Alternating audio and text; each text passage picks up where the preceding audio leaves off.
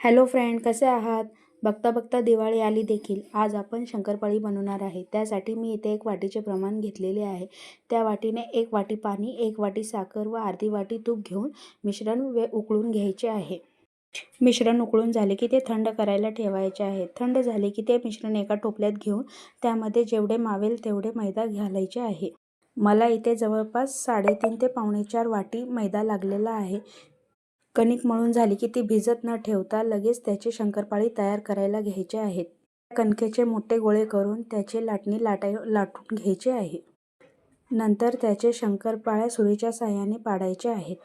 एकीकडे गॅसवरती तेल गरम करायला ठेवायचे आहे. तेल गरम झाले की त्यामध्ये हे शंकरपाळी व्यवस्थित फ्राय करून घ्यायचे आहेत. शंकरपाळी फ्राय करताना गॅसचा फ्लेम मिडियम ठेवायचा आहे, जेणेकरून शंकरपाळी व्यवस्थित आतपर्यंत फ्राय होईल. शंकरपाळी व्यवस्थित फ्राय झाली की ती बाहेर काढायची आहे. ही शंकरपाळी टेस्टला खूप छान लागते. चहाचे व शंकरपाळीचे कॉम्बिनेशन खूप मस्त लागते.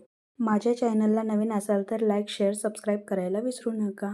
Happy Diwali and thank you.